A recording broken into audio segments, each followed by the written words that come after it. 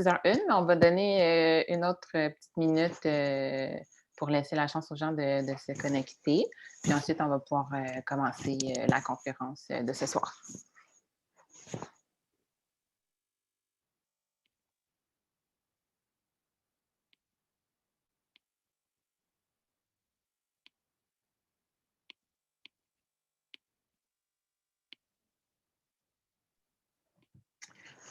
Parfait. Donc, aux personnes qui viennent de se connecter, bonjour, bonsoir, bienvenue encore une fois à ce deuxième webinaire organisé par Montréal en Action dans le cadre de la Semaine d'action contre le racisme. Mon nom est Nadège Millard, je suis bénévole pour Montréal en Action et j'agis à titre de responsable communication marketing. Donc, enchantée, ravie de vous rencontrer sur Zoom, même si moi, je ne vois pas vos visages, mais bon, vous voyez le mien. Avant de commencer puis de rentrer un peu plus dans le vif du sujet, c'est important pour notre équipe, pour Montréal en Action, de prendre le temps de faire une reconnaissance territoriale et donc de rappeler à tous et à toutes que ce webinaire et toutes nos activités ont lieu sur des terres autochtones non cédées, puis que notre équipe travaille fort à faire en sorte que ce soit reconnu par la Ville de Montréal et que ce soit ajouté dans la charte municipale. Maintenant, je vais juste vous partager mon écran rapidement. Voilà. Et avant de rentrer dans le vif du sujet, de laisser nos deux panélistes prendre la parole, on vous laisse simplement prendre le temps de se présenter, vous dire un peu qui on est, puis ce qu'on fait, parce qu'on a eu beaucoup de nouvelles personnes qui ont commencé à nous suivre dans les dernières semaines, dans les derniers mois. Donc, on voulait juste faire un petit rappel là, pour ceux qui ne nous connaissent peut-être pas tout à fait. Donc, on était... Oups, pardon. Ça change pas. On a été fondé en 2017 par Balarama Homeless. Puis on est une organisation et un mouvement social qui croit que la mobilisation citoyenne va permettre d'atteindre le changement social. Donc, on est une OBNL qui va utiliser l'éducation, l'engagement civique pour aborder des enjeux clés de la société tels que le racisme, la diversité, l'inclusion et l'équité. Donc, notre objectif à travers nos différentes activités puis à travers nos différentes initiatives, c'est de sensibiliser et de motiver les gens à devenir d'importants acteurs de changement au sein de leur société, au sein de leur communauté, pardon.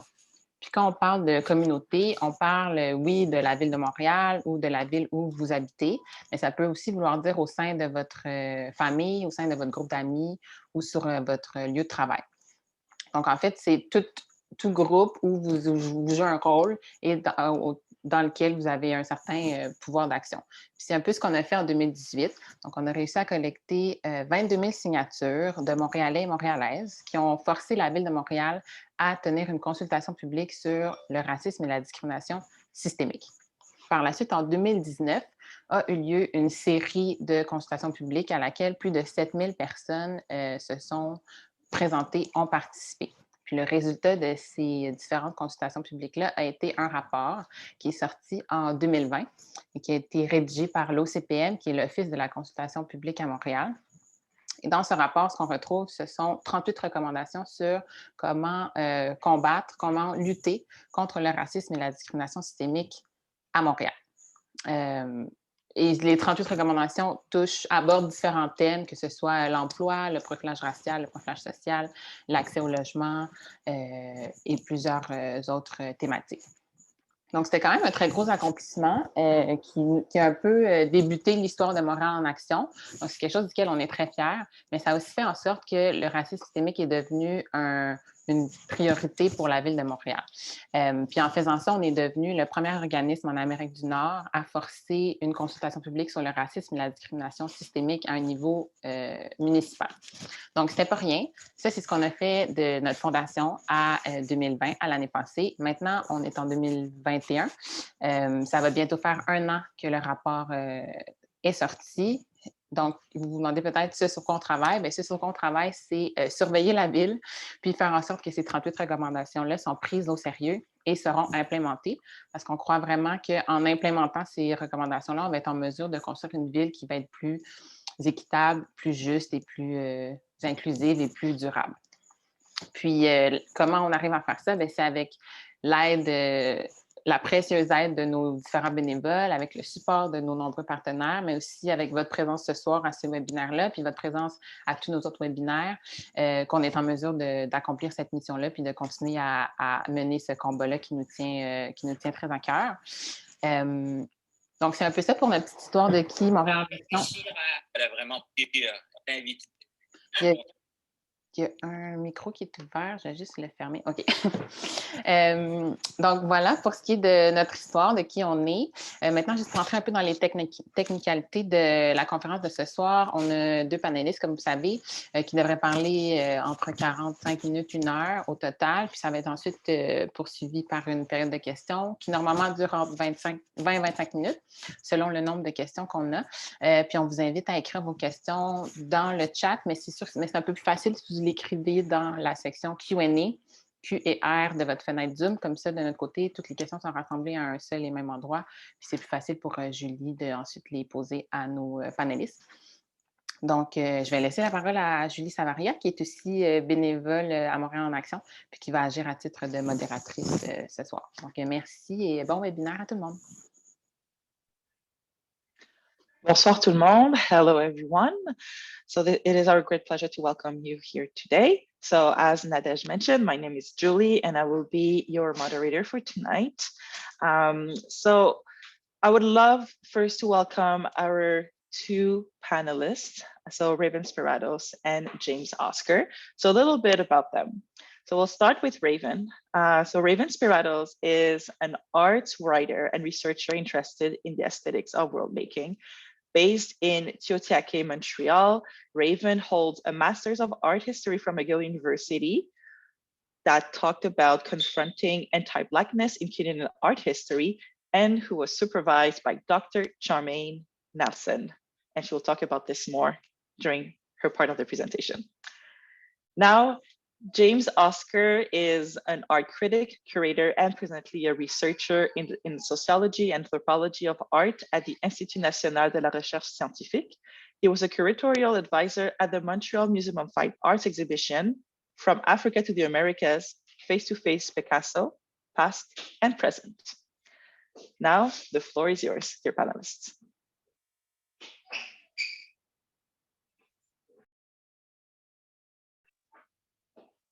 James, I think your mic is, you're muted. So I did need to share my screen. So do I just choose share screen? Do you have slides? I have slides and I have to show a video. Okay, I think you should be able to do it. So I'll just choose to share screen, right? Share screen, yes. Okay. So I've been preparing this lecture and one of the things I've come to realize, especially because I've been stuck in Montreal, like a lot of us, during this time, is a question of language, which is something I wish we could just speak about the whole seminar about. I'm very lucky. I speak and I work in Spanish. I work in Portuguese also. So I'm consistently moving through different spheres. I'm curating in a big festival in Brazil in a few months. I work in Mexico in the art scene, and I think you know there's this thing about regrasping language and taking it back, and about really being able to situate it. And one of the things I notice about Montreal is that we do sometimes take language for granted when it comes to talking about these issues. So I like to play with language. I don't like to use the normal terms that everybody uses, but I certainly, you know, mean it often. So one of the things I want to start with is this video, which is a video, let's see here, okay. A video that took place in the summer, and I think it will speak for itself. It is a talk that took place between the 4 museums. So I should first tell you the name of my talk today. And I of course, I did kind of highlight that in a way in what I was saying. I'm referring in my talk to Lullabies. I want to have a little bit of fun with this because it's not a fun subject. So I try and find some way to sort of not so much lighten this, but to actually find new ways for us to think through these subjects and not always to use the same terms that we are used to using, because as you'll see in my presentation, it's very easy for other people to use these same terms and actually get away with a lot of hegemonic cultural domination. So I'm going to start the slide And let me see. Okay, so this is a 4-museum talk that took place in the summer between the 4 main museums in Montreal, the CCA, Contemporary Center for Architecture, the Musée des Beaux-Arts, the McCord Museum, and the Musée d'Art Contemporain. The host was the MAC. I'm just going to be playing 1 minute and 12 seconds, a little bit more than that, and I think you will understand why I'm playing this. It was a meeting between the 4 museums to discuss the situation of the museums during the pandemic. So here we are. Donc, ça, c'est ma perspective là-dessus. Maintenant, je vais vous demander vraiment. I wonder if I should I, can everybody see? Is that okay? Do I have to make the screen larger? Yes. Yeah. No, it's perfect. Okay. So again, John Zappatelli is about to introduce at around 34 minutes, the issue of social justice. This video took place in June, around June 18th. So of course, it's right on the heels of the Black Lives Matter sort of manifestation, protest. And of course, you will see at 34 minutes, he's beginning to address this. And I think it's very important to listen to the language. Une question comme directrice, je la pose à moi-même aussi, bien sûr. Parce que les musées sont bien sûr des lieux formidables, des lieux d'émerveillement, des lieux d'apprentissage, mais également et surtout, maintenant plus que jamais, des sites aussi contestés. Bien que nous nous efforcions d'être inclusifs et accueillants, il y a toujours eu certains secteurs d'artistes, de publics, de communautés qui se sont sentis pas très accueillis, malgré tous les efforts qu'on fait. Je voulais vous entendre un peu là-dessus, surtout à la lumière de tous les événements qui se passent là aux États-Unis. C'est clair qu'on n'a pas attendu la mort tragique et horrible et dégoûtante de George Floyd là, pour agir. On n'a pas non plus attendu les homicides récents au New Brunswick, encore une fois des instances de brutalité policière envers 2 personnes autochtones, très tragiques aussi, il y a quelques jours. Mais ça reste un moment de réflexion où on doit être à l'écoute, mais agir aussi, n'est-ce pas? J'aimerais vous entendre là-dessus. Je sais que vous tous avez ce souci et vous avez aussi posé des gestes très significatifs.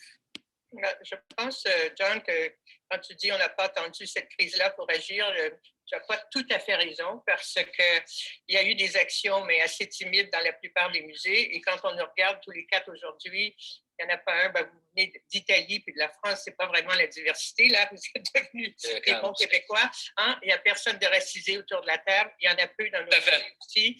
Et peut-être qu'il y a des efforts d'exposer des artistes à l'occasion africains et autres, mais les musées, règle générale, n'ont pas fait suffisamment d'efforts. À l'exception du musée. À l'exception du musée, of course. Je vais t'entendre alors, oui. Yes. Parce que, et on est loin d'être parfait, mais quand même, on a depuis quelques années, on a fait un processus de décolonisation de notre musée, d'autochtonisation du musée, et c'est certainement en lien avec notre collection culture autochtone. Et il faut, au lieu de le dire, il faut poser des actes, et on en a posé beaucoup depuis 2 ou 3 ans.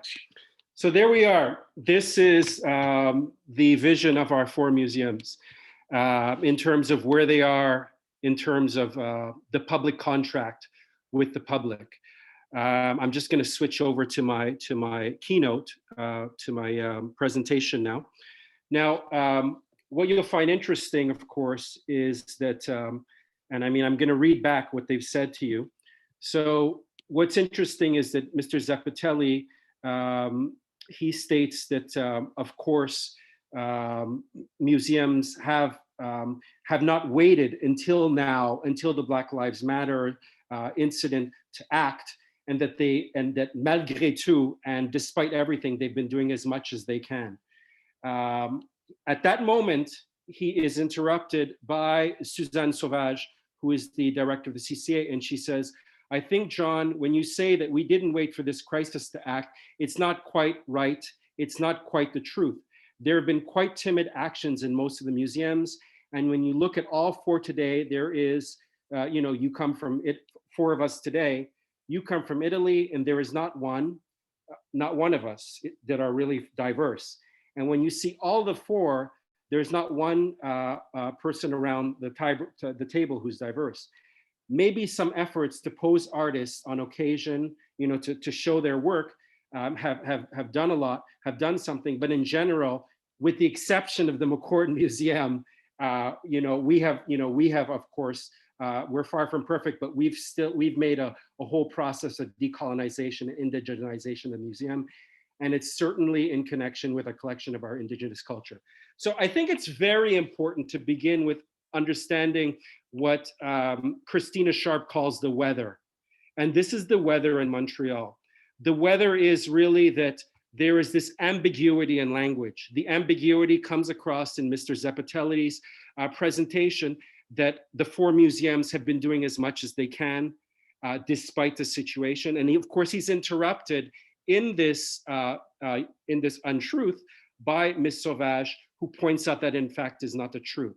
So I want to begin with that. I want to begin with the idea of the lullaby, because to me, this speaks to the lullaby that we're living right now in the city of Montreal as regards culture. So I'm going to switch to my keynote now. Hang on for a second. Thank you for your patience. Okay, so.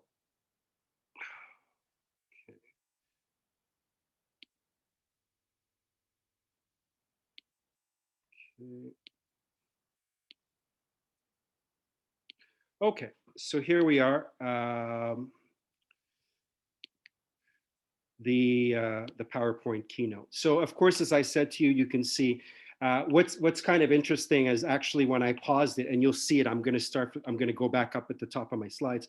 But what's interesting is their facial expressions that actually take place when Suzanne Sauvage actually points out this error by Mr. Zeppatelli. So I begin my presentation, and of course, this was the title of the talk that was given. The title of the talk was Perspectives, Enjeux, Relance des quatre musées montréalais. I'm going to be doing some French and English. And one of the responses, the only response I could actually give to this, what I would call an absurd situation, to me, it's almost a minstrel show, to be very frank with you, is that I found this game called Colonial Children's Games. I just found this randomly. And it says that in colonial times, children didn't have electronic toys or factories to make their toys. Many children or their parents made their toys out of scraps and things that were not needed. I don't know how to respond to the absurd exchange that went on there, but all I could come up with is that to me, this kind of exchange in this very, very serious moment is a colonial children's game. Again, the name of the talk. And of course, this is the presentation of the Musée des Beaux-Arts at this moment. And I think it's very important before we go further, and this will be mentioned many times during the presentation. And actually, it's going to be I'm not going to say it as a statement. I'm going to ask a question to the four museums, because rather than a statement, I would rather ask it as a question. I would ask the four museums, because of course, as Ms. Sauvage pointed out, there is only a white presence in these leadership positions. The question is very simple. In the last 160 years of museum culture in Montreal, in these four museums, has there been a hire of anybody, visible minority, as a curator or as in any of the decision-making roles? So that's just a question to ask, and I think we know the answer. Here again are the colonial games that I was referring to. So here we are. So I think the first thing, and it's a little disturbing, is I think we need to contextualize what is a museum? What is the cultural scene? And of course, I'm also going to answer, and I want to speak to this idea of what is culture? C'est quoi exactement la culture? Qu'est-ce que ça veut dire la culture? So I think the first thing, and this might be triggering, but I didn't use any photos. I think one of the first things to remember is, and it goes beyond the fact that these are colonial institutions. These are institutions that collect.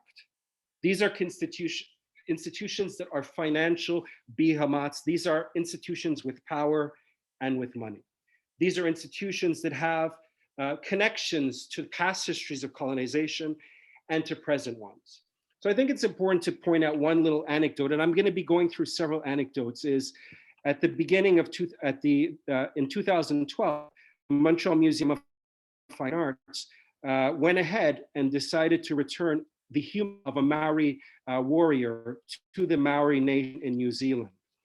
Very disturbing, but these heads became part of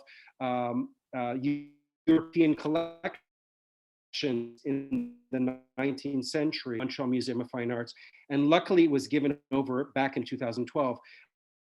But I think it's really important when we are exchanging and when we're involved with these institutions, it might seem like a horror show and horrific, but this is the reality of these institutions. These are the collections that they hold, and these are the cultural positions that they've held in the past, and that they're only coming into a sort of confrontation with today, right now. So the name of my talk is Resisting Institutional Lullabies in the Time of Cholera. I take the name of the title from the title by Gabriel Garcia Marquez in his novel, which is called Love in the Time of Cholera. I use this title because I think we're in the moment of a kind of cholera being a pandemic and a kind of a virus itself at another time in history. And I think the seriousness of this, of us as racialized people and just even as neurodiverse people, as people who don't follow the gender standard, I think that one of the important things is we have to resist these kind of lullabies that are being sung to us. In this moment, we're on top of that. We are living in a time of cholera or in a pandemic. I've also subtitled this, Moving from Cultural Hegemony Simulated Landscapes Towards Living Landscapes. And I'm going to point this out because one of the main points of my talk is to show you what the difference between a simulated landscape like the one you just saw in the video and a living landscape where we can move into looking at how we can bring us into a real mode of fulfilling the public contract. My title in French is Les berceuses qui chantent, que chantent les institutions culturelles au moment du choléra. And I tried another one in French, which is Démesurer la réalité avec de doux ritournelles institutionnels, la culture et Montréal. So just to begin, I want to begin with some anecdotes. Well, actually, first I want to begin with positioning myself, because this is one of the things that I think we have to start doing. I think that if people in that video we saw at the beginning, I think that if they would have positioned themselves and been honest about it, we can come into a relational sort of aesthetic. We can move into a real sort of a moment where publics and populations can interact with the cultural scene. I want to begin with positioning myself. My family is from Trinidad. We certainly don't come from any money. My mother keeps telling me about the stories living on the street in Trinidad, and not on the street, but the street life of her street in the days in Trinidad. My family came here in 1960s. I was born in 1970. I think one of the privileges I have may not be monetary, is that my mother was a reader, and my mother did very good at school. She got a scholarship in high school to go to Queen's Royal College, and I've inherited that literacy. So that is my privilege, and I think it's important to point that out. I think it's important that everybody positions themselves when they're sort of involved with these sort of things, whether we're racialized, whether we're white. It's important to position ourselves because we don't live in a vacuum. So one of the things I want to do first is, is of course this article came out in Canadian Art in the summer, and I think it's pretty obvious. The title says it all. But before getting into that, I want to just talk about some anecdotes, things that I've heard, things that I've seen in Montreal and in Canada over the last few years. Just anecdotes like a Black curator having their work stolen by the head of a museum, people winning prizes in the art world where there is definitely some involvement in terms of nepotism. And I'm risking myself, but this is what's going on. a Black curator having their title taken away in a major exhibition.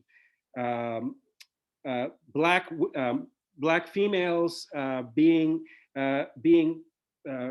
verbally assaulted by in a white institution, in a white artist-run center.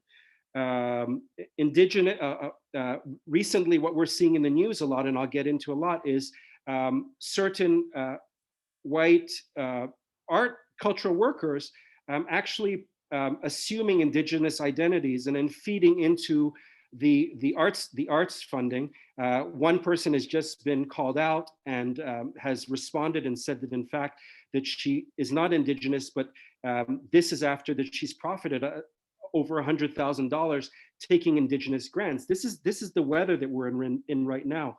A young curator working at a gallery and her work being stolen from her, a young racialized curator. And this goes on and on and on, and it doesn't stop. This is the reality we're coming in.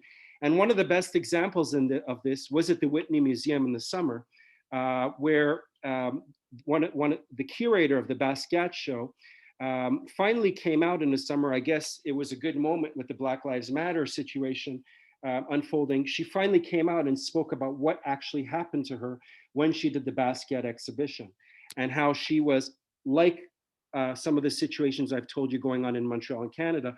She was actually her work was stolen. Her title she was not properly titled for her work. Some of her ideas were stolen, and she was the curator of this groundbreaking Basquiat show that just took place a few years ago at the Whitney Museum. So very, very disturbing. But I think what's great is that she could come out and speak about it. So this is just something I wrote. I see this moment as a haze. I see it as a haze that's being followed, that follows a white trail, or in French, as I write it, une brume qui suit la trace blanche.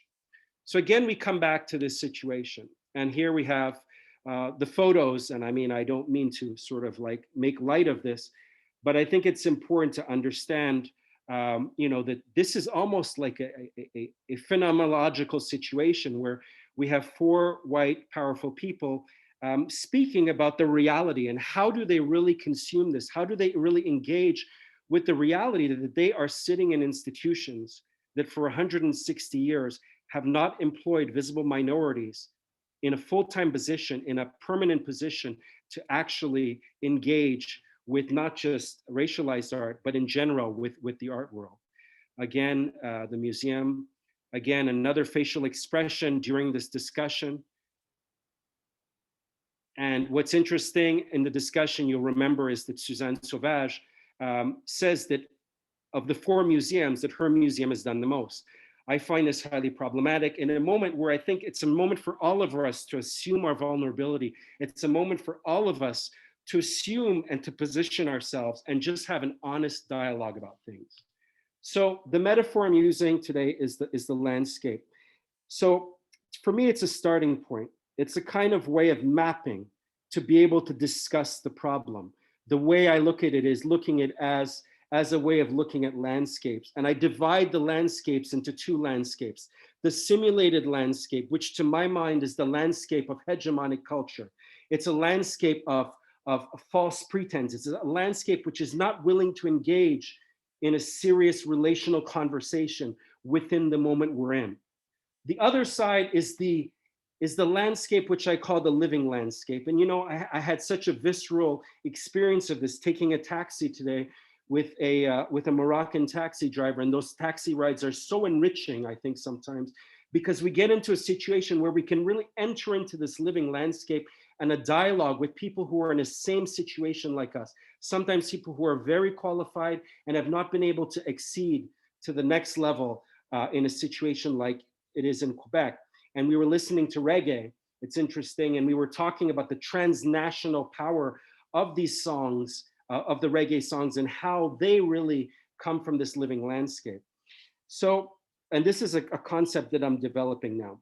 So this is a beginning, but moreover, it's a way to speak about this, and moreover, how to speak about this topic, the problems, the situation, in around this moment in time, and the objects and ideas that float around at this time when we speak about culture in the urban context, and more specifically in the context of Montreal, this particular moment.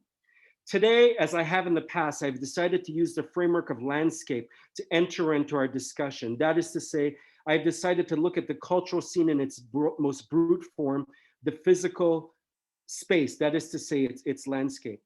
I have previously used this framework to talk about how the work of Picasso and his rapport with Black underground artist movements in the 1930s in my lecture at the Montreal Museum of Fine Arts in 2018.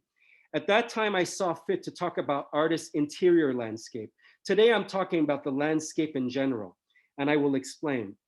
So I spoke about interior landscapes in the past. Now, I believe we should look at our cultural scenes as landscapes.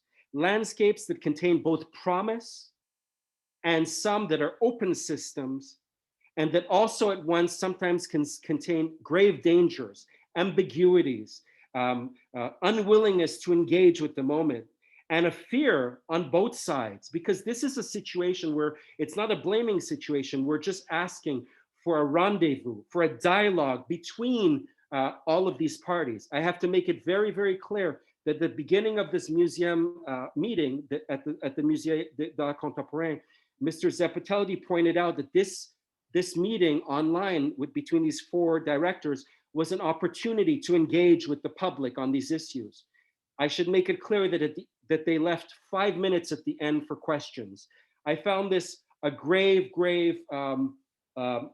loss. And I listened to it because I tuned into this with the hope that I could also ask a question, that I could also engage in a respectful dialogue on the moment, and to ask whether we are engaging in a simulated landscape or in a living landscape, and how do we get out of that?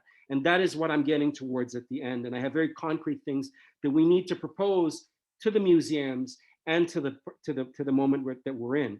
So just to finish this metaphor very quickly, landscapes can contain both promise. They can be open systems, they can be closed systems. They can exclude certain members of our public. I believe we can speak about two landscapes in the urban context. I refer to them as living landscapes and simulated landscapes. I take some of these ideas from an urban planner named David Yankin. He talks about landscapes also in the urban context. And when he talks about landscapes, he talks about the creative city and how our cities can be creative. And he develops this idea before it is appropriated by other urban planners and turned into a concept with much less meaning.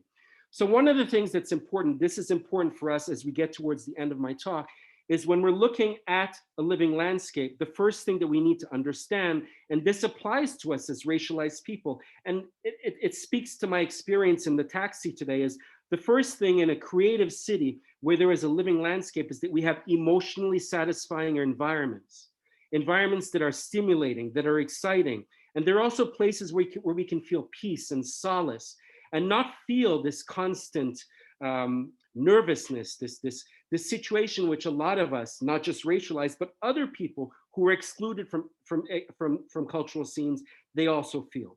The second thing when living in a living landscape or in a creative city, as David Yankin proposes, that we need to challenge Western ways of formulating life in the city. And that, of course, speaks to our institutions. The third thing is we need to realize that we are engaging with a complex assemblage in our cities. This is important because the assemblage, if it had been addressed in this museum talk, there might have been an invitation to other groups like Negra Juventa or Never Was Average. These groups, these are the groups that should be engaging with these institutions in an ongoing dialogue. And that to me would open up the living landscape. The third thing, and this moves out of when you look at the city as an assemblage, you include everybody, you include all organizations, and there's consistent discussions, not just one-off discussions. The next thing is that our cities need to offer experiential relations with others. When people go to museums, when they go and experience culture, there need to be ways to interact with these works. There need to be ways to invite people into these works. If there's an exhibition about Algerian art, why aren't Algerian communities being brought in? Why is it just young artists that are going to these exhibitions? Why are we not opening up the conversation to this? And you'll see that in places in Europe right now, in Paris, there's a movement towards this. There's a group called La Colonie, run by Kader Attia, and of course by the famous Françoise Verger. She is like one of the queens of decolonization thinking. They open up a place called La Colonie, which has moved this kind of conversation into becoming a living landscape in Paris. The next thing is that, we need to realize that there's parts of the city that are magic, and we need to open these spaces up, and we need to consistently realize that it's not just one part of the city. It's not just le quartier des spectacles. We need to open up other parts of the city and realize that there needs to be cultural engagement in these other places. And the last thing is that we need to make sure that what's being offered culturally is pertinent to all communities, and that it's not just reductive.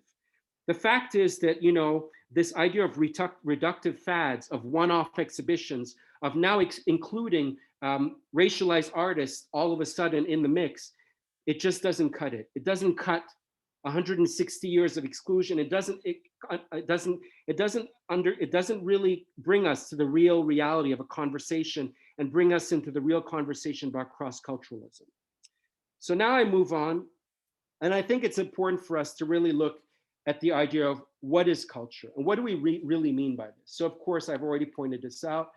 Of simulated and living landscapes, there's narratives of power, there's narratives of resistance in urban life. So the next thing, again, here I am being a little cheeky, freeze framing their expressions. I find it a little bit funny. And yeah. So we move on now. Again, une brume suit la trace blanche, a haze follows the white trail.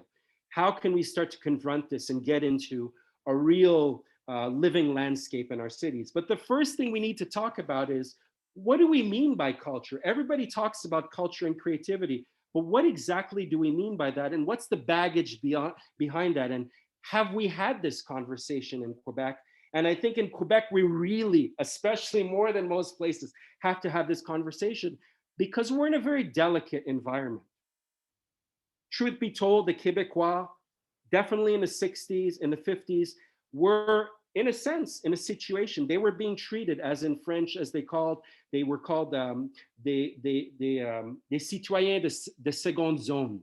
They were treated also by the English and by the rest of Canada as sort of, not together people, as people who did not fit into society. So this is true. So when we talk about culture in Quebec, we're not talking about culture in America or the rest of Canada. We're talking about a very specific context. And I think we need to realize that it's a very subtle conversation. So in the case of Quebec, have we had these conversations to unpack the meanings of what culture means in a newly consolidated plural culture? And I think it would be very interesting because in fact, in the 60s, these conversations started to happen between racialized people and between the members of the Quiet Revolution. Very interesting conversations began. Those conversations have stopped, and I would be excited to get back into those conversations. But for now, we need to talk about what is culture. But first, we need to also realize the reality of how Black identity has been appropriated within the context of the society. And it doesn't mean that it's not something to write off the society, but it's a conversation that needs to be had. As David Austin has said, I mean, it's very brilliant. So that was the French version. He says, Black identity in Quebec context has become an allegory for understanding the difficulties of French Canadians, while the subjugation of Blacks is obscured or normalized.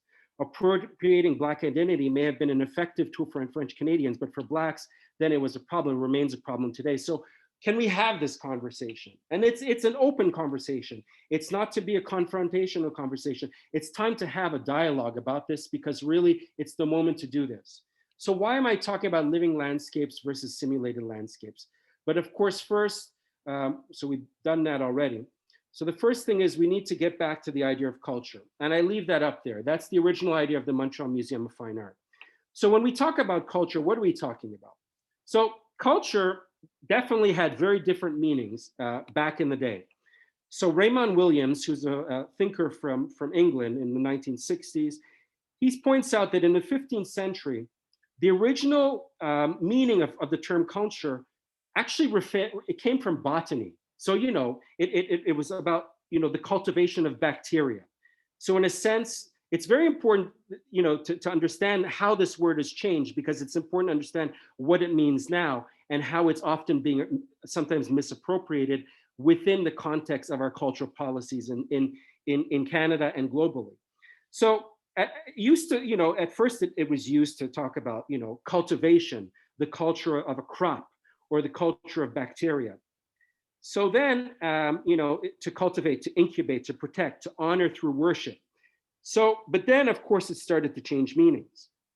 In the 17th century, we start to see the culture actually refers to the idea of being cultured, et devenir raffiné, climbing up the social ladder, the acquisition of a sensibility, of a body of knowledge. James? Sorry, just to mention that we have about 2 minutes to wrap up so that we can move to Raven and then for Q&A. Okay, so thank you. Well, way behind, unfortunately. So the point is that culture at a certain point becomes associated with the idea of colonization, and the reality is that colonization definitely is at a certain point in the 19th century. Certain nations are cultured and other nations are not cultured. So here we have the sort of foundations of Montreal and the museum. So the Art Association of Montreal in 1860. Just keep in mind what was going on in Montreal at that time in 1860. Montreal was an Anglo environment, and Francophones were very excluded from the scene. So definitely when this museum was built, there definitely was an exclusion. So museums are cultural bodies that, they have a definite association with modernity. And, you can't unpack all of this in 6 months, which a lot of museums are trying to do right now. This is a long-term conversation that we have to have. But to have that, we need to have people of color inside of the museums that are working there, that are not just brought in there because they're friends of friends. They're not just brought in there, through a policy of fast diversity. We need people in there because this is what's been going on throughout Europe. So this conversation has been going on quite a lot actually. So this is a book that has brought this out. It's from Institut National de Recherche Scientifique, and they talk about how can we décoloniser la culture au Musée des Beaux-Arts de Montréal. So this conversation is actually going on. So definitely, it is a time for us. There are scholars that are actually involved with this. But keep in mind, again, this is the reality of the context of the establishment of museums in Montreal. Montreal was the center of eugenics and the study of eugenics in North America. And this is the context this is the same moment when the museum is built. I'm not saying there's a parallel, but this is the context. Also, and I'm going to need around 5 minutes, so I'm going to be a little 3 minutes over, okay? So the next thing is modernity and what museums are. It's serious, So when we're talking about these issues, again, it's not a 6-month conversation. To my chagrin, we recently found out that Philip Johnson, who's one of the architects of the Museum of Modern Art, that he had a Nazi past. Philip was actually a friend of mine. I worked at the MoMA. I didn't know this about him. But this is the reality. We're talking about museums. We're talking about modernity. We're talking about form. We're talking about ideologies. So when you go into a museum and you're trying to do one-off events or one-off dialogues with them, this is the reality of these institutions, that they have a past that needs to be unpacked. So this is just something very quickly I'm showing you. This is the cultural policy of Montreal. Very important to see, and we can talk, I can show this later if people have questions, the way the word culture and creativity is used. It's always ambiguous. It's never quite sure what they're talking about. At some moments they're talking about national culture, at other moments they're talking about art. And this is part of how power remains dominated. We call this in sociology phatic expression. It means being ambiguous. Again, in these conversations, ambiguity is often used as a power strategy. So now we should probably get, there's this issue of whiteness, which of course is something that needs to be discussed properly also, which is at the heart of these museums. The fact that, it's a situation of taking a position. It's not a situation of somebody having a white skin color. Whiteness is a position, it's a way of thinking. So some people refer to this as white settler tautologies. So this I can show later, but this was recently written by the curator who has been pretending to be indigenous.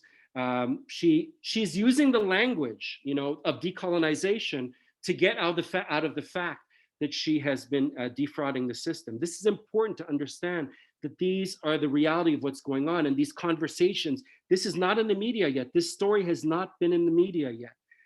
So what we need is, we need instead of fast diversity, we need wildcards. We don't need friend of friends. We need people who come into these museums who can do the work, whether they're people of color or not, right? We don't need the pet Negro system, right? That Trinity Minha talks about. We need people who are there, who definitely can properly engage, people who are not chosen because of some sort of connection to the museums, to the cultural system. We need non-reformist reform. This is from abolitionist thinking. You know, this is important. If I'm going to say anything today, this is very important. You know, it's about, you know, it's a reform that is conceived not in terms of what is possible within the framework of a given system, but in the view of what should be possible in terms of human needs and demands. We need to stop believing that we need to work within these systems. You know, we need to see what is possible with, you know, not within the given the framework of a given system. So as I'm ending here, how do we move against these systems, right? This is one of the concrete things that's going on, and you can ask me a lot of questions about this. Museums and cultural systems are telling people they don't have money. Right now in the US, there's something called de-accessioning. This means, and this is very, very controversial, museums are often telling myself and other curators that we don't have the money to put up these possible new programs to decolonize the museum properly. De-accessioning is going into your collection, maybe selling a piece, maybe finding out how you can get investment through the art you have already. To end here, we need to create our own languages. We need to think about things like the idea of the blockchain, which means keeping a ledger of what's going on. Change the Museum is one of the best examples of what's going on right now in the museum system. They consistently, on a daily basis, have people anonymously write their experience with museums in the US. So there needs to be a ledger of what's going on, if anything. There are new ideas like glitch feminism. How do we change, you know, ideas of decolonization? How do we bridge the gap between Franco and Anglo-racialized people in our city? How do we talk about social capital? How do we talk about literacy? So these are things that need to change before this kind of simulated landscape that you can see here in this announcement from the Montreal Museum of Fine Arts. We need to move from this simulated landscape into a living landscape where there's a real dialogue. Thank you, James. I think it was very insightful for everyone around here. So thank you so much. So Raven, the floor is yours. And for the participants, so we know that we're going to go a little bit over schedule, but please, if you can, stay. Otherwise, I think we will have to probably do a part 2, because I think there's a lot of things to unpack and discuss here. So Raven. Yes, thank you so much for that enriching talk, James. It's such an important read on the realities of our local art institutions. I'm happy to be here with you, and thank you, Marianne and Axel. I'm going to go ahead and share my screen.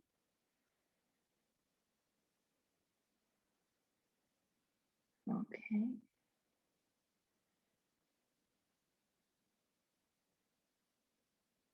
Okay. Oops. All right. So I'd like to acknowledge the ancestral unceded territory of the Kanien'kehá:ka people on which we are learning, working, and organizing today.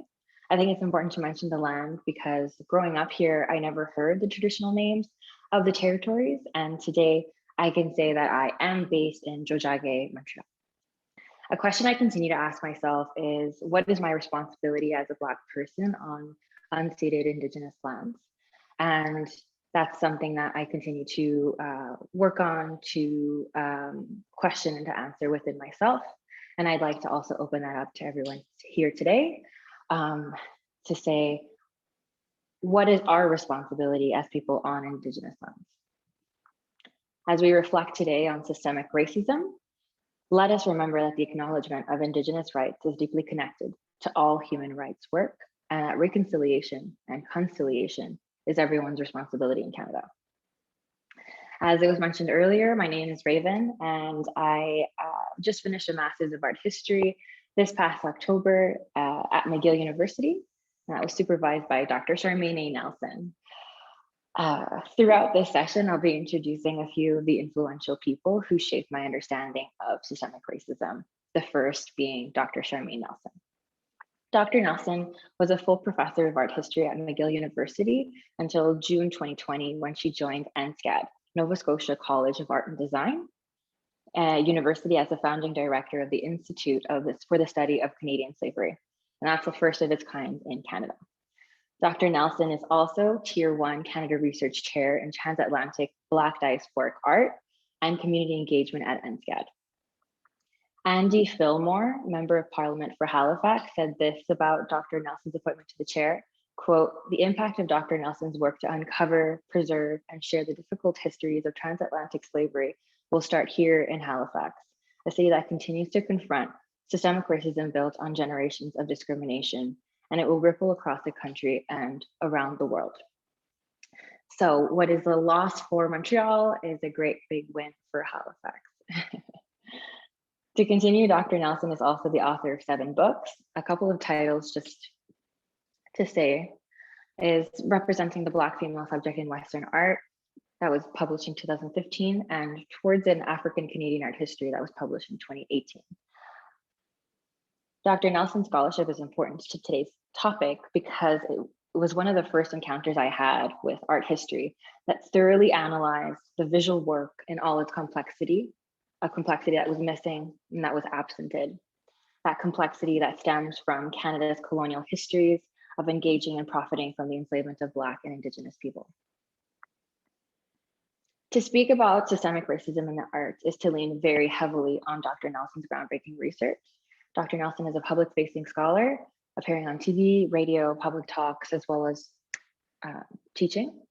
When Dr. Nelson spoke at a guest lecture in Concordia when I was doing my undergrad there, it was the first time I felt seen in art history. Dr. Nelson said this line that resonated with me to this day: "I was motivated by the absence of myself." And Dr. Nelson here is speaking directly to her experience as an art history student. The full quote goes, as a Black female student of art history in the early 1990s, I quickly noticed absence of myself within the discipline. This absence was not only in terms of the lack of racial diversity among students at my metropolitan Canadian university, but the similar lack of diversity amongst my professors. Unfortunately, I also have a similar experience nearly 24 years later. Sadly, the first time I had a class taught by a Black professor, it was during my master's. As luck would have it though, I was supervised by Dr. Nelson, and I attended the class of Dr. Philip S.S. Howard, my first 2 Black professors.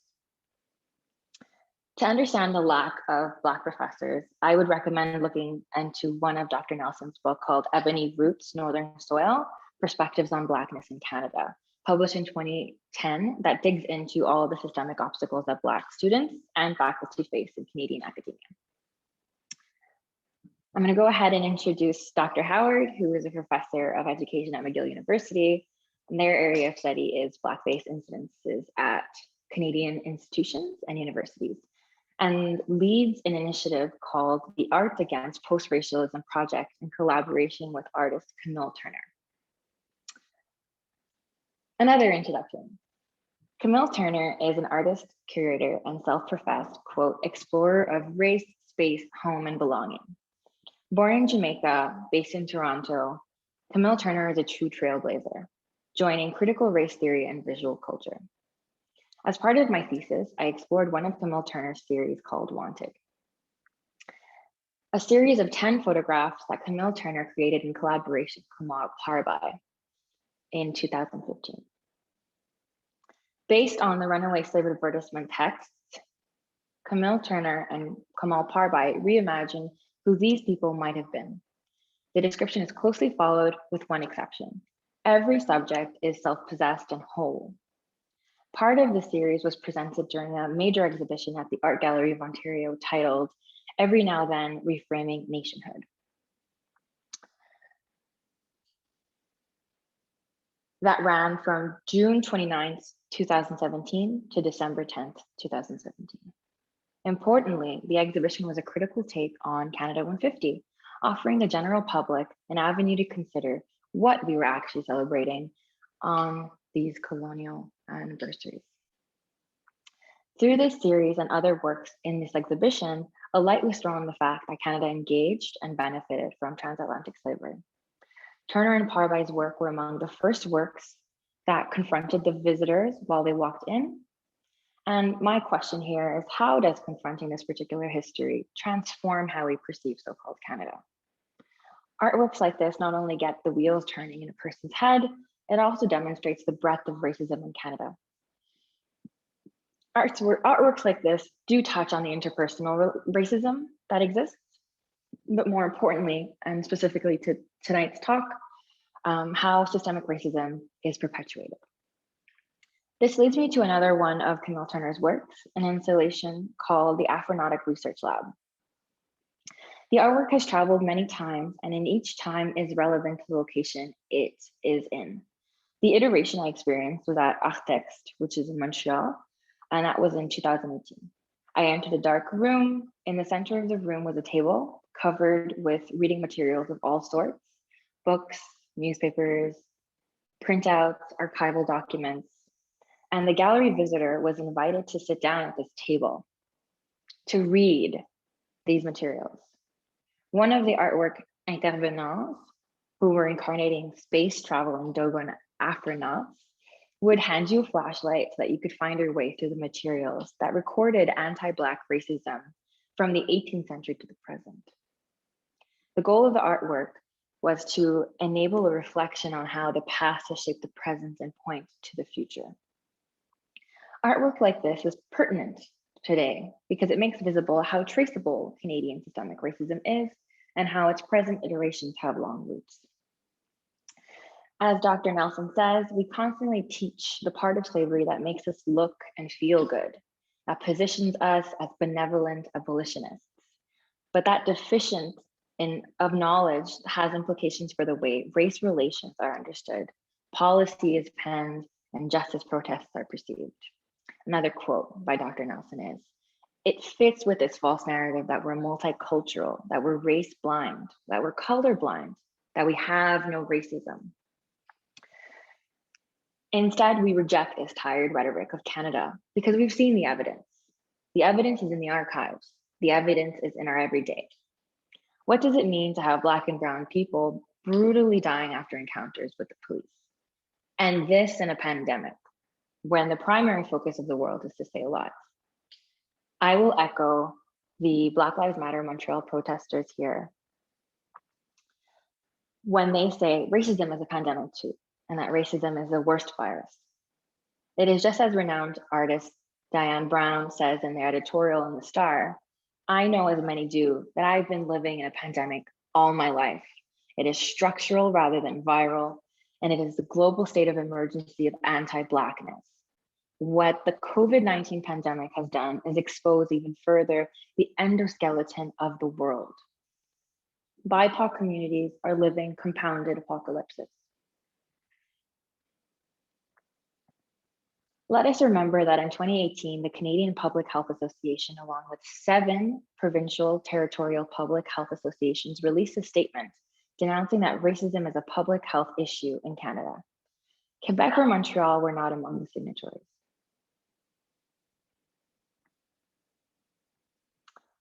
Fast forward to June 2020, the Toronto Board of Health and the Ottawa Board of Health both voted to recognize anti-Black racism as a public health crisis, having severe impacts on the body and on the mind. Meanwhile, Santé Montréal and the Institut National de Santé Publique du Québec have not yet proclaimed it as such. As a stats reminder, according to a 2017 Canadian art study, 92% of Canadian curators and directors are white. In 2020, this is what James Oscar mentioned this crisis of whiteness in Canadian art museums. I'm going to also reiterate it here. In 2020, Canadian Art does this follow-up analysis of the fields and finds that while the artists that are now being exhibited in the museums are more diverse, if we take the AGO, for example, the Art Gallery of Ontario, as a case study here, the traveling exhibitions and the major exhibitions are newly diverse, with 71% being women artists. However, the board of institutions and the senior executives remain unwaveringly homogenous. 96% of senior executives remain white. And if we take the Montreal Museum of Fine Arts, the Vancouver Art Gallery, and the National Gallery of Canada, we can see that they have no Black representation on their boards. Now, this for me is a missed opportunity, and it needs to change. Boards can lead the way towards racial and gender diversity by reflecting true inclusion in their boards that will generate sustainable structural change. Now that we've talked a little bit about how systemic racism shows up in the Canadian art scene, I'd like to take some time to celebrate the excellent Black creatives, artists, curators, educators, because Black art history is being created every day. I got a little cheesy with that one. I know for me that when I see Black art historians, when I think about how that impacted me when I was an art history student and I was feeling like there was no representation and that the Black representations that existed in art history were not being either told well or not at all. When I started seeing Black art historians, it saved my life. And so once I tapped into that, it really encouraged me to continue in this field. And I'd like to extend that today. So we have Dr. Joanna Joachim, who is a recent PhD graduate who is doing phenomenal work, currently finishing up a McGill Provostial postdoctoral research scholar in institutional history, slavery, and colonialism. And that means digging into James McGill's slave-holding past and seeing what is uncovered, specifically by centering the people, the women that were enslaved. In happy news, I learned this today, Dr. Joanna Joachim will be joining Concordia University's Faculty of Fine Arts as Assistant Professor of Black Studies and Art Education, Art History, and Social Justice in 2022, making Dr. Joachim the second Black art history professor in Canada. And that's a big, big thing because Dr. Sherman Nelson was the first and only since 2001. And so in 2020, we're gonna be spoiled. We're gonna have two Black art history professors in Canada.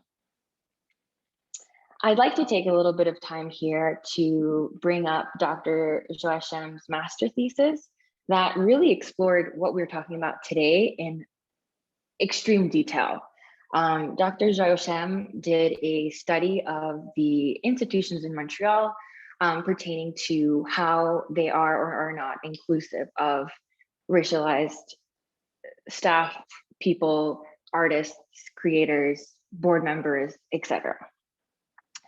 And Dr. Joachim's 4 suggestions for us is 1, museums must consciously recognize the colonial legacies in their institutional histories, as well as the pervasiveness of systemic racism enmeshed in their inner workings by addressing these issues directly in their practices, including didactic panels, extended labels, guided tours, and audio guides.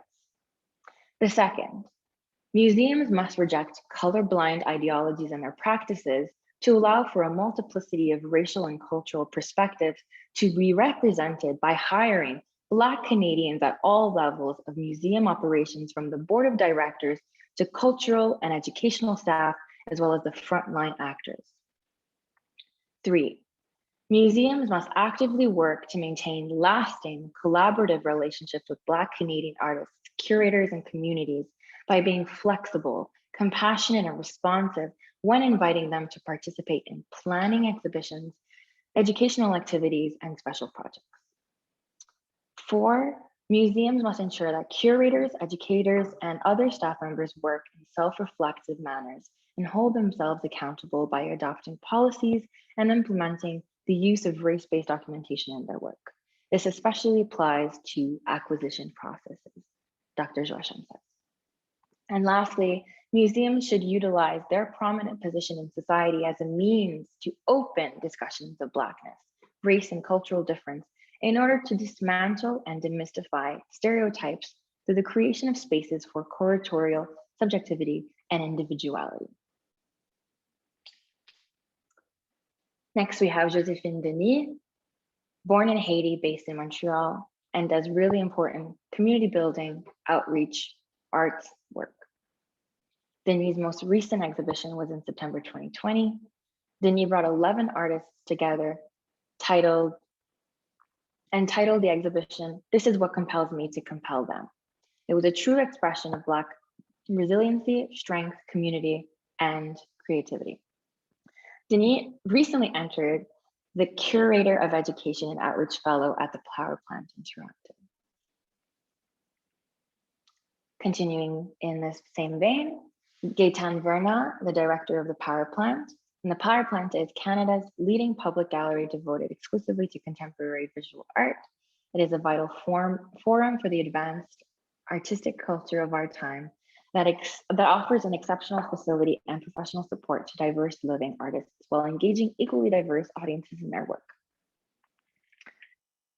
To continue, and again, we're staying in Toronto. What's amazing here is that we're able to support and share and also learn from the other institutions in other provinces. And so I'll continue. Dr. Julie Crooks is the co-curator of Traveling Exhibition Here We Are Here, Black Canadian Contemporary Art that was brought to the Montreal Museum of Fine Arts. Dr. Crooks started at the AGO as an assistant curator of photography in 2017 and now is a director of the very exciting newly established Department of Arts of Global Africa and the Diaspora at the AGO, which is aimed at developing collections from the African continent and diaspora. Next, we have Dominique Fontaine, independent curator based in Montreal, co-curator of the same exhibition, Here We Are Here. The work of the independent curator, Dominique Fontaine, focuses on the artistic and curatorial implications of post-colonialism and decolonialization. Niga Juventa, that James earlier mentioned, is an art organization led by Diane Gistal and Mikhail Sergio, 2 fantastic young Montreal-based artists and cultural workers. Mikhail Sergio is an artist and artistic director, project manager of Niga Juventa platform, currently pursuing her master's degree in fibers and material practices at Concordia University. And Diane Gistal is a researcher, independent curator, and also co-founder of Niga Juventa. They're currently involved with Black Joy Montreal. Together, they come and create events and exhibitions, and they are doing very important inroad work at the Montreal Museum of Fine Arts in collaboration with Never Was Average, and that as well is something that James mentioned. Now we're talking about the FOFA. We're looking at Eunice Belidor and we're looking at Geneviève Waller. This is such a beautiful moment as well because with Eunice Belidor, who is the director of the Faculty of Fine Arts Gallery at Concordia, it was one of the first kind of beginning hires of Black curators in Montreal. And then, you know, we add on Geneviève Wallen, who's doing exceptional work and is doing really great work at the FOFA, but also is doing independent exhibitions as well. And then we have Roya Kigente Banza, who is someone who is also doing a very, very important inroad work. When I first met Morija, he was working at the Montreal Museum of Fine Arts and was involved in the cultural spaces and the educational pieces. And now just recently opened up the Musée National de l'Afrique and is the director there. And then lastly, we have Mandarin Matsier, who is an artist of Haitian descent and just recently was presenting their work in a solo show at the Montreal Museum of Fine Arts, Survivance, mostly abstract work. And these are the people that I wanted to introduce today, who are doing exceptional work in spite of very present systemic racism obstacles. And I hope that in sharing these people with you today, we get to see the fantastic work that they are doing, but also the fantastic work that we can do collectively. That being said, I'd like to also say that we are in a moment of transformation. And if I could just leave you with just one more little question, in a post-COVID world, what would you like our art institutions to look like, our universities to look like? Really, let's do the work together to bring forward this new future. That's it for me. Thank you. Thank you so much, Raven, James. It was really incredible. I think you gave us all a lot of things to think about and to look at different lenses, especially from the arts and the cultural scene. So we have a couple of questions. So the first question is from Paul Provençay. I hope I'm pronouncing it right. So his question, I find the ideas of artificial and living landscapes very interesting. How does the concept of territory, le territoire québécois, fit into the construction of a living cultural landscape and the future of the Québécois cultural identity? James or Raven, feel free.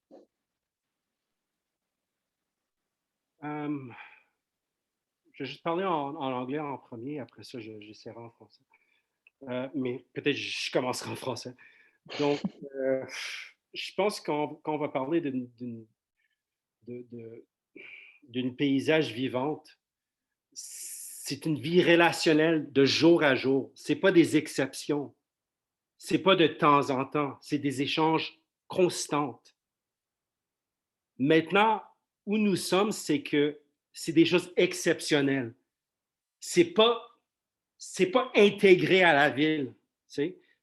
Quand on est vraiment intégré dans une ville où le paysage est constante et où elle est vivante, on a des échanges. On échange en échangeant. Ça, c'est Édouard Glissant. Et c'est ça, qu'est-ce qui est nécessaire, d'échanger en échangeant. Et on commence à savoir que l'autre et son identité, ce n'est pas un danger pour moi. Parce que moi, j'ai déjà mon identité et je peux ajouter à cette identité. Now, I think I'm not talking about an artificial landscape. I'm talking about a landscape that's being constructed in a manner, dans une façon malsaine par les médias et par les institutions culturelles. Et je pense qu'on est presque dans une chambre obscure. On est tous pris dans une chambre obscure et une personne ne veut pas parler à l'autre. Des fois, une personne veut amener leur ami pour parler au lieu de parler à la personne qui est déjà dans la chambre.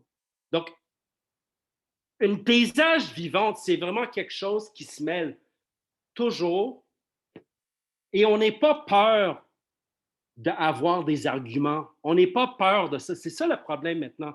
One of the most important things, and it comes from a philosopher called Chantal Mouffe, she talks about agonistic politics. That's what we need. We need to be agonistic with each other because that's how you have conversations et c'est comme ça qu'on peut avancer.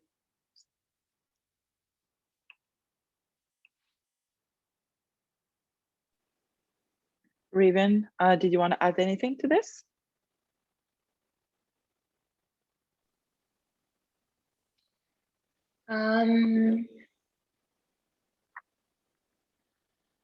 In terms of identity here, I think I like what James, you're saying about being antagonistic here, to really fuel significant change. We kind of need to have these difficult conversations with one another at every level. I know, James, you were mentioning having an interaction with like you're a taxi driver, you know, you're here in this space, and I feel like all of those different areas of life are really amazing opportunities for a discussion, and perhaps it's something that we are only recently warming up to again, to have these conversations with one another. But what I'm understanding is that it's about our sameness rather than our differences, and to base it in that, in order to have respect and compassion for one another as we navigate these difficult conversations. Thank you, Raven. So our second question is from Karen Pudji. I apologize if I mispronounce your name. So considering the 4 museums with whom we were confronted at the beginning of James Oscar's talk and also in Raven Serrato's talk, what organizations do you recommend these museums consult with, listen to, and learn from?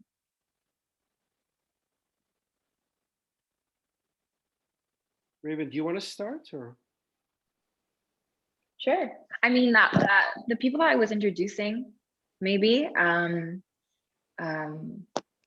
So there's a Black Curators Forum as well. James, you were part of it.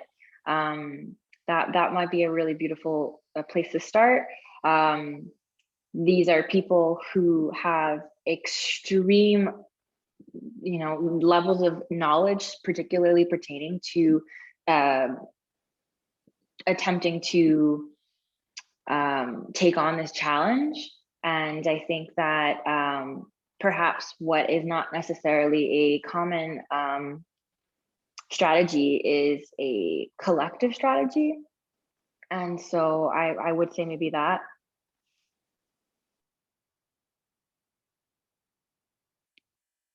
Je continue en français parce que là, je suis dans le mood, là. Mais moi, j'ai l'impression des fois que des gens ne sont pas ancrés dans la ville dans laquelle ils vivent. Souvent, j'ai cette impression que les gens, leurs têtes sont plutôt à New York ou à d'autres places. Donc, pour répondre à la question, les musées savent déjà à qui s'adresser. Parce que ces gens-là sont déjà impliqués dans ces musées, mais ils sont impliqués de temps en temps, dans une façon éphémère. Donc, c'est vraiment une conversation d'ancrage peut-être qu'on devrait avoir aussi. Parce que même quand j'ai fait les commentaires sur la discussion des 4 musées, c'est même pas un truc que c'est... Je ne dis pas que ces gens-là sont racistes, mais ils ne sont pas ancrés dans la réalité. J'ai comme l'impression. Parce que si tu es ancré dans la réalité, tu as des interlocuteurs autour de toi à laquelle, et ce n'est pas juste tes amis, tu as toutes sortes d'interlocuteurs qui ne sont même pas des amis, qui vont nourrir pour savoir c'est qui les bonnes personnes pour faire les chemins. Et avec tout le respect que je peux donner, je m'adresserai à Mme Nathalie Maillet, qui peut-être elle est toujours là. On devrait parler des comités d'évaluation à la Conseil des arts de Montréal, honnêtement. Moi, je suis ouvert à avoir une très belle conversation à cet égard-là, parce que moi, je trouve que vous faites des avances très, très belles, mais je pense qu'il manque un petit truc, qu'on devrait avoir une conversation publique. C'est qui ceux-là qui sont qui vont décider? Parce que de qu'est-ce que j'ai lu sur votre site, les 4 responsables des 4 comités d'évaluation, ou je pense que c'est les 5, c'est des blancs ou c'est des, they're either white or they're white passing. Donc, je pense que quand on va avoir un plus bel ancrage entre les musées et les gens qui peuvent leur nourrir, je pense qu'on va avancer dans une grande façon. Quand on parle toujours de New York et tout ça, New York a avancé parce que des gens comme Basquiat, les musées étaient ancrés pour savoir ces gens-là. Tu sais?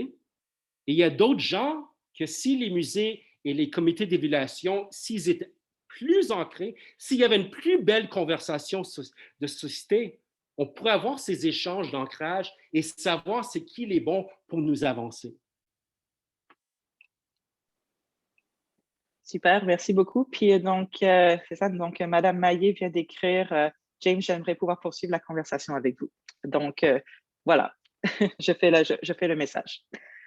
Donc, notre autre question est donc, well, our other question, I should say, what can be done to get the Black youth to care about the art and cultural scene here in Montreal? I think it's a nice segue to what you were mentioning, James. Raven, you want to go? Because you're much younger than me. I'm an OG. Hey, I'm 51 tomorrow. It's my birthday tomorrow. Oh, happy birthday in advance. I'm a serious OG now. Legit. You're more rooted with the kids, so you know.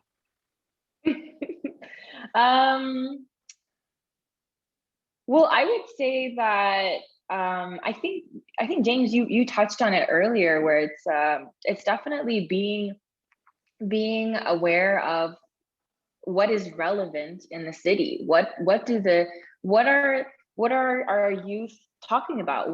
Do they want to talk about? What are potential topics that they might be too scared to navigate on their own? I think that comes with being embedded or at least having access to somebody who is embedded in the communities that are attempting to be reached by these institutions.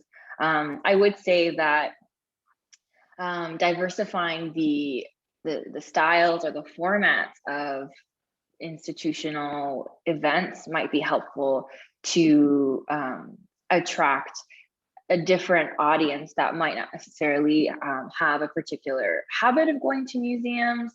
It might be something that is more practical, perhaps, or that might be collaborative. I think also that being flexible in the locations of the presentations might be one approach. So, leaning on the community center networks might also be another one. Another way could also be to integrate more technology within exhibitions.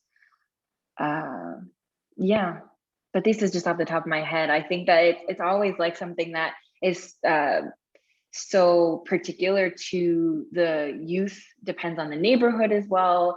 I think that specificity is really important when thinking about something like this. Okay, so I mean, from my end, I'm going to be able to start in English or whatever. But I think I'm doing good in French, so let me keep that up. So, je pense que qu'est-ce qui est très important, qu'au sein de toute société, il y a toujours qu'est-ce que j'appelle des activateurs transversales. Every society has transversal activators. These are the cool kids in the society, right? You need to find those kids because you know what? Those kids don't need you. Example, Moonshine Collective. To my mind, probably the most important art thing that's happened in Montreal in the last 30 years. Jesus, one of their members, just won a Grammy Award. I don't think we can really get further than that.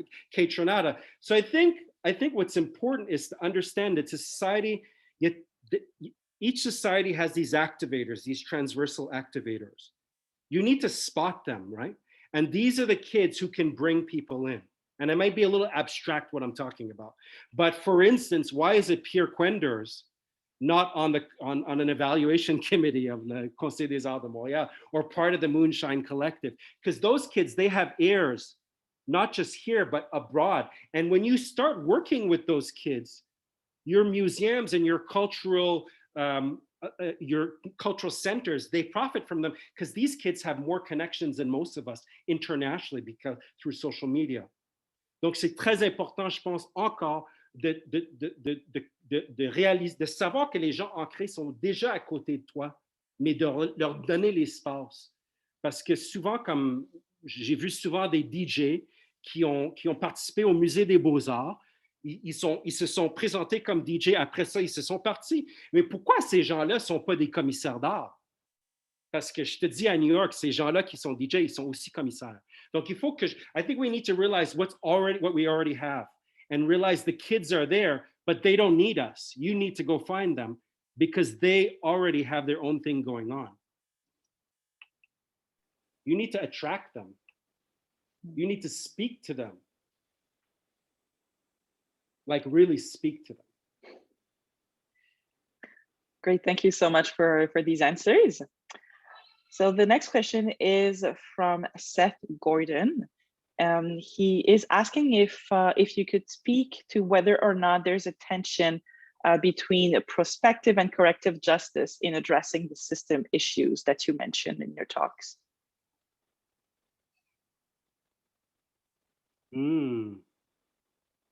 Interesting. Ooh. Wow. I mean, I'm gonna just jump in, Raven, because this really gets my thing.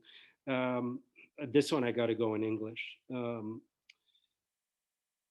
I think this idea of celebrating, of obviously everybody sees that I'm the cynical one tonight. You know, we decided I would be the bad cop, and Raven would be the good cop. She's a much better looking cop than me. So. I think this idea of celebration, again, we come back to this necessity to live in agonistic politics, to not be scared of a confrontation, you know? I mean, like, you know, when you meet somebody new, a love interest, it's always better when it's somebody who's not that easy to get, is it, right? So it's always more interesting when it's somebody who, you know, where there's more of a tension. And I think we're letting go of that tension. So that question is important because there maybe does need to be something corrective done. You know, in the States, they're talking about what is it called? Reciprocations or reparations. But I think what we can think about when we're talking about reparations, it's again what I talked about. The museums said they don't have money, right? A lot of spaces say they don't, like, let's just start with the museums, right? Perhaps they need to find out what's going on in the US because there is this thing called de-accessioning the art, right? And if you sell a piece of art from a collection, which is highly, you know, it's not something that's condoned in the art world. But if you could do that, and that could go towards a community building a part in the museum and having a permanent space for discourse, you know? The only other way to do it is to get money from private people, which is what we really need also. So if we can't get money from private people, we're gonna have to find money, yes, to create corrective measures where there's money coming in, where it can go towards communities having permanent presentations and becoming part of the center and not at the margin, if that answers. So corrective justice should be equal to funds that can create permanent spaces for people. I think. Raven, what's your take on this? I agree. That's my take. I think that is, yeah, I think that makes sense for me. I think that also, and speaking about corrective justice, great idea about the funds, definitely. I think that part of it as well is to go into the archives, go into the collections and see what is unethical to be housing.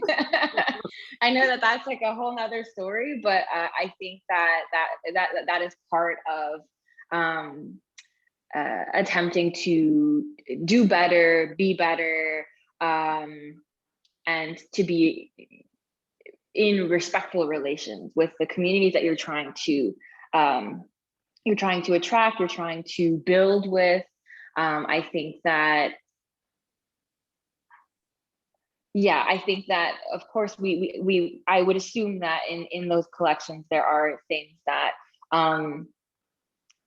would be very easily liquidated in order to create that fund, and also would be better. Yeah, so definitely. And I think just to add, I think if, because this idea of selling pieces, it's very, very, it's not looked on very nicely in the art world. I've been working in the art world since I'm 22, so that's like 29 years. But I would say that museums first need to look at de-accessioning their collection, seeing if there's pieces that can be gotten rid of, with the intention of creating it as a corrective measure to create something permanent. And in addition to that, if they figure out that there should be corrective justice, there are definitely very wealthy people in our society that will contribute to a fund, which is a corrective fund within a major institution, just like what was done at the Art Gallery of Ontario. If people didn't understand what was done, there was a new part of the Art Gallery of Ontario that is for Afro-descendant diaspora initiatives. That department was funded by two very wealthy ladies. So let's do that and party.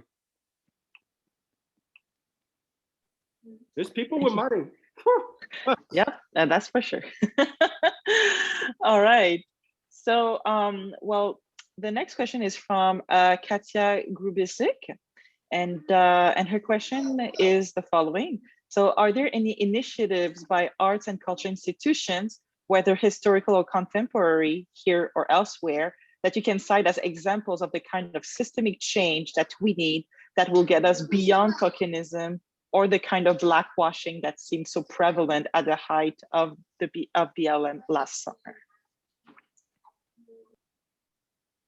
Okay, I got a list of like 3 pages if you want those pages, but the first one I'm gonna name is, sorry, Raven, you go ahead first, sorry.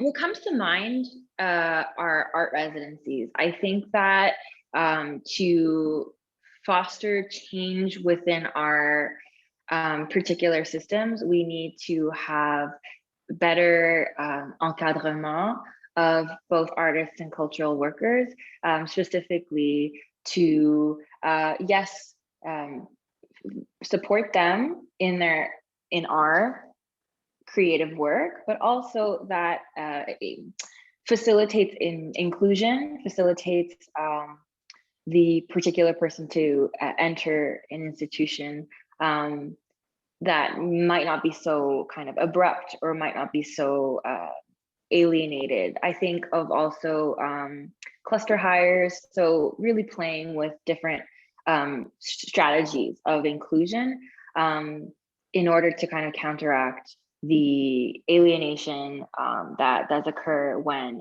it's just like one person at a time. That kind of like last seat at the table syndrome. Those are my 2 ideas. James, what are you thinking? So I've been keeping a list of these things, and if you want to do a thing on this, we could just do a thing on this, Montreal in Action, who I'm part of. Okay, the first one is this wonderful woman named Yvette Mutumba. She is a German mixed race woman who started a magazine called Contemporary And. She started this maybe 10, 15 years ago. She rose through the ranks of curatorial practice and doing curating in Europe. Long story short, one of the oldest museums in Europe, the Rickel, let's not try and pronounce it. Let's just say it's in Amsterdam, right? They hired her full-time along with this other white curator to decolonize the connection. That's their full-time job, like straight up, right? And she's not joking around about it. So that kind of measure, but again, you cannot reach into the friends of friends. It won't work if you do that. You need to find the wild card. Yvette Mutumba was a wild card, and they went out because she's not Dutch, she's actually German. They went out of Holland, they found her in Germany, and she has a full-time job. Her job is to look at the collection and full-time perform a decolonization of the connection and look at how there can be real equity. So that's one of the best examples. And also with the cluster hire, just to also explain it also, The Ontario College of Art and Design in the summer decided to hire they decided to hire 3 Afro-descendant professors, right? Keep in mind, it's the university system which is really probably at the base of this whole problem. Forget the museum. The university system is where there's the transmission, la transmission et la production de connaissances, ça vient de là. So they decided to hire 3 Afro-descendants in Ontario at the Ontario College of Art and Design. Those applicants did not have to have PhDs. They needed to have experience, sometimes maybe at least a master's degree, and they were full tenured positions. What the Ontario College of Art and Design is, they went ahead and hired 5 Afro-descendant people, tenured, not all of them having PhDs, and they are now at the center of the Ontario College of Art and Design. That's what needs to happen right away in this city, if you want my real opinion. Somebody like what's his name, the Eddie Furman, right? This guy should have been hired by a university like 15 years ago, right? Eddie Furman should be hired immediately in a tenured position. Like that needs to happen, right? People like Joanna, there should have been no quibbles, hired. Even somebody like Josephine, who doesn't have a doctoral degree, could be in a teaching position. There needs to be a change. Again, this is non-reformative reformation. You need to change the rules so that there can be some sort of equity. Thank you so much for this. So we have one last question, and it will be in French. Donc, la dernière question sera en français. Donc, la question est la suivante. Donc, elle concerne, donc la personne qui a demandé la question dit ceci, elle concerne une ville changeante, une ville qui est en phase avec les enjeux soulevés. Donc, dans cette ville, est-ce que la constance ne serait pas à éviter? N'est-ce pas cette flexibilité des mécanismes de l'organisation qui permettrait éventuellement de prendre en compte les situations où des comportements agonistiques sont favorisés? Et pour résumer, lorsque vous parlez de constant dans une ville, comment celle-ci se manifeste-t-elle? Je pense que je devrais reformuler un peu ce que je disais. Il faut que je lis la question en le répondant. Donc, on va le lire ensemble. Cette question est plutôt adressée à James Oscar. Elle concerne une ville changeante. Donc, je pense que la ville est déjà changée. Ça fait longtemps que c'est changé. Oui, je pense qu'on est en amont, ça a déjà changé. C'est une ville qui est en phase avec les enjeux soulevés. Okay. Dans cette ville, est-ce que la constance sera à éviter? Désolé, mais je parlais d'une constance. Je parlais d'une constance d'échange. Oui, je parle et plutôt peut-être au lieu de dire constance, maybe I should say, what's that word? Consistency, right? C'est parce qu'à ce moment-là, et je pense que c'est important à le souligner, à ce moment, les institutions culturelles, ils ont toutes des mesures de diversité, mais ce n'est pas à la centre de leur vision. Donc, il devrait avoir there has to be consistency, right? But not a consistency of doing that. It needs to be at the center of how the organization thinks. For example, maybe the Conseil des Arts de Montréal needs to start adopting indigenous practices in terms of how they recruit people or how they have conversations. You know, right now, my project is I'm working on a book with Lara Kramer. Obviously, people know her. She's a performance dancer, right? And me, as a Black man, I need to put all my shit away and I need to listen to what these indigenous people are telling me. I have to position myself. I need to read stuff. I need to decenter myself. So, si on va éviter, je parle pas d'une constance, je parle d'une what's the word? Consistency. I'm talking about a consistency, quelque chose qui n'est pas éphémère. Mais quand je parle de constance, je parle d'échange constant. Je parle du fait que échanger avec des gens, parce que honnêtement, je me demande combien de gens qui écoutent ce soir ont déjà parlé à une femme antillaise de 85 ans. Mais sérieusement, tu sais, est-ce qu'une personne aimerait avoir une conversation avec ma mère? Parce que quand j'ai allé en Angleterre, ces relations sont constantes entre les Anglais, les Indiens et les Antillais. Il y a there's a consistency in the relationship in every day. So that's when I talk about consistency. Je parle des échanges. Je parle peut-être du Mile End, ou je pense que c'est des places fortes. Mile End ou Park X. Il y a des échanges constants entre les Blancs, les hipsters, les Indiens. Je trouve que c'est intéressant, ça. Mais quand je parle de... anyway, consistency, ouais, je ne sais pas si j'ai répondu. Donc, pour résumer, lorsque vous parlez de constance dans une ville, comment celle-ci manifeste-t-elle? Je pense que ça se manifeste dans une volonté des médias, des élus, des universités et des institutions. Ça va se manifester dans une volonté, pas dans des mots, éphémères, pas dans des mots qui sont pas, not in words that are not truthful. We need something. We need a voluntarism of people in the city, you know? I've been working secretly with some people in the city, and I think there are people like, I love Valérie Plante and stuff, but on a besoin de plus d'une volonté. Peut-être Bokramanaï va amener ça, j'espère. Je t'entends pas. Raven, do you want to add on to this? I mean, I appreciate the question. Perhaps it's a little bit out of my out of my depth. But there was something that I was thinking about, maybe that I'll just kind of offer.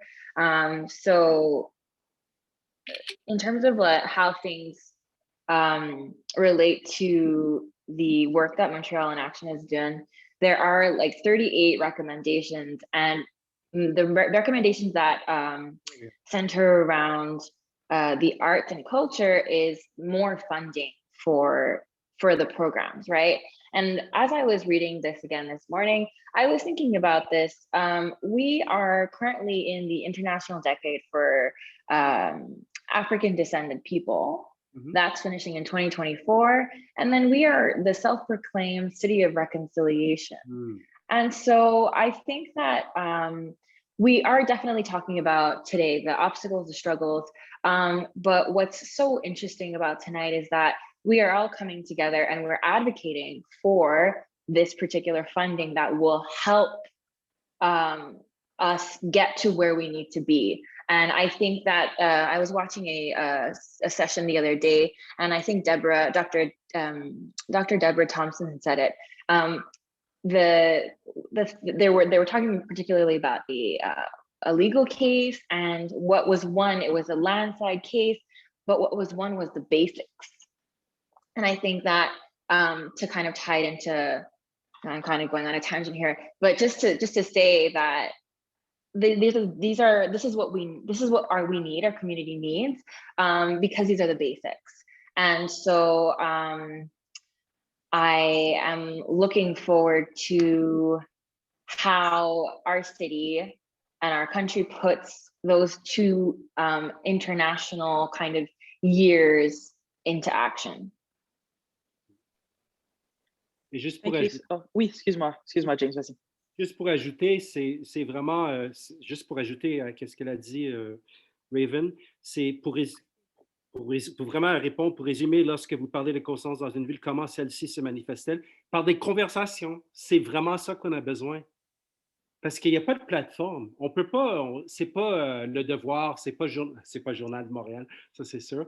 Mais on a besoin de conversations, mais de conversations comme honnêtes, comme sérieux. Et ça manque. Et c'est qu'on a plus de conversations comme ce soir, on pourrait creuser dans l'affaire, creuser dans le problème. Parce que c'est ça qu'on a besoin. On n'est pas des Canadiens anglo. Je suis tout à fait d'accord, Hubert, parce que je pense qu'on est quand même franco, on est français ici, donc on n'est plus latin. Donc on pourrait avoir ces conversations, j'espère, plus profondes que des gens anglo qui ne veulent pas avoir ces conversations, peut-être. C'est supposé d'être partie de notre culture, de la culture latin, francophone, de parler, d'échanger. C'est ça qu'on a besoin pour que ça manifeste. Parfait, ben merci beaucoup pour les réponses. Thank you so much for your answers. So this ends our time tonight. So thank you so much, James, Raven, for your expertise, your experience, and the candor with which you answered the question. We can both feel the passion in both of you for your respective fields, and I'm sure the attendees will be following your next adventures. Nadège, it is up to you. Merci Julie. Puis pour ajouter à ce que je les disais, merci Raven, merci James. Va falloir définitivement faire un part 2, je crois, au webinaire de ce soir parce que on aurait pu, vous auriez pu en dire encore plus longtemps. Puis je suis sûre que tous nos participants auraient pu vous écouter pour encore plus de temps. Donc merci beaucoup d'avoir fait cette conférence avec nous ce soir. Avant de laisser nos participants nous quitter, je vais simplement vous partager, vous mentionner le prochain projet sur lequel on travaille. Donc, comme je le mentionnais un peu plus tôt, en 2020, le rapport de l'OCPM est sorti sur les 38 recommandations contre le racisme systémique. Puis, on travaille présentement à donner vie à une campagne qui va adresser les 38 recommandations. Puis, donc, on recherche des artistes pour nous aider à donner vie à ces recommandations-là. C'est quelque chose qu'on va annoncer demain. Donc, vous le savez un peu en primaire, mais à partir de demain, on va faire un appel aux artistes pour donc 8 artistes pour illustrer 8 thèmes. Il y aura une compensation pour chaque œuvre qui sera produite par chaque artiste. La date limite pour appliquer, c'est le 30 avril 2021. Donc, si vous-même vous êtes un artiste, appliquez. Si vous avez des artistes autour de vous que vous connaissez, que vous aimez, partagez-leur notre invitation. On est très content de ce projet-là, puis on espère que ça va nous permettre de construire une plus grande relation avec la communauté artistique et locale de Montréal, puis nous permettre de mettre une belle lumière sur les recommandations du rapport de l'OCPM. Donc, c'est demain, il y a un mois pour appliquer. Partagez-le autour de vous, parlez-en autour de vous, puis on a bien hâte de recevoir les différentes applications des différents artistes qui appliqueront.